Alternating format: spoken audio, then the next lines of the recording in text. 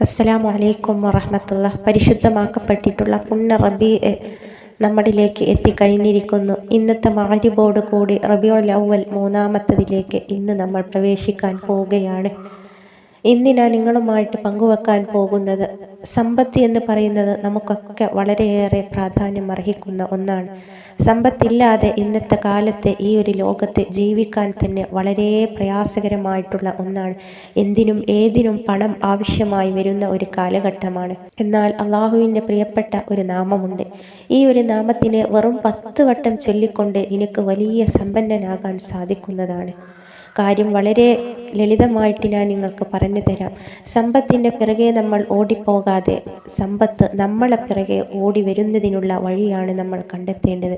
നല്ല മനസ്സാന്നിധ്യത്തോടു കൂടി, നല്ല മനസ്സിന് ശുദ്ധിയോടുകൂടി, മറ്റുള്ളവരുടെ കുറ്റവും കുറവുകളും പറഞ്ഞു നടക്കാതെ അള്ളാഹുവിനെ ഭയപ്പെട്ടുകൊണ്ട് തഖ്വയോടുകൂടി നല്ല ഈമാനോടുകൂടി നിങ്ങൾ ജീവിക്കുകയാണെങ്കിൽ സമ്പത്ത് നിങ്ങളുടെ പുറകെ ഇങ്ങനെ വന്നുകൊണ്ടേയിരിക്കും. ഏതൊക്കെ വഴിയിൽ നിന്നാണ് നിങ്ങളുടെ ജീവിതത്തിലേക്ക് പണം കുത്തി ഒഴുകി വരുന്നത് എന്ന് നിങ്ങൾക്ക് പോലും ചിന്തിക്കാൻ കഴിയുകയില്ല. അതേസമയം പണത്തിന് വേണ്ടിയിട്ട് നമ്മൾ ജീവിക്കുകയാണെങ്കിൽ, പണം വേണം എന്ന് പറഞ്ഞ് പണത്തിൻ്റെ പിറകെ നമ്മൾ ഓടിപ്പോവുകയാണെങ്കിൽ ഇഹലോകവും പരലോകവും നമുക്ക് ഇല്ലാതെയായി പോവുകയാണ്. അപ്പോൾ നമ്മൾ ജീവിക്കേണ്ടത് പണത്തിന് വേണ്ടിയിട്ടല്ല, നമ്മൾ ഈമാനോട് കൂടിയിട്ട് ജീവിക്കുവാൻ ശ്രമിക്കുക.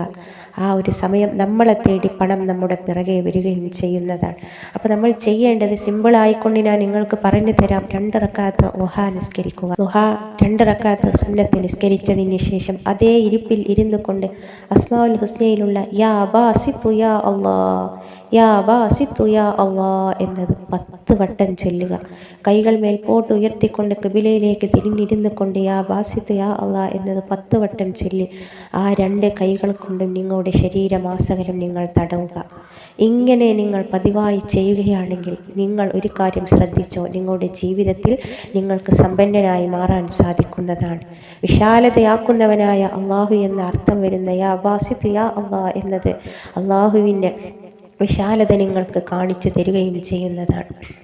ഇത് ചൊല്ലിയതിന് ശേഷം കരഞ്ഞുകൊണ്ട് മനമൊരുകിക്കൊണ്ട് അള്ളാഹുവിനോട് നിങ്ങളുടെ ആവശ്യങ്ങൾ ദുആ ചെയ്യുക. നിങ്ങളുടെ പ്രയാസങ്ങൾ മാറിക്കിട്ടുവാൻ, സമ്പത്തിൽ ബർക്കത്തുണ്ടാകുവാൻ, വരുമാനത്തിൽ ബർക്കത്തുണ്ടാകുവാൻ നിങ്ങൾ അള്ളാഹുവിനോട് ദുആ ചെയ്യുക. തീർച്ചയായിട്ടും ദുഹാ സമയത്തുള്ള ആ ഒരു നിസ്കാരവും ആ ഒരു ദുആയും അല്ലാഹു തആല സ്വീകരിക്കപ്പെടുന്ന സമയമാണ്.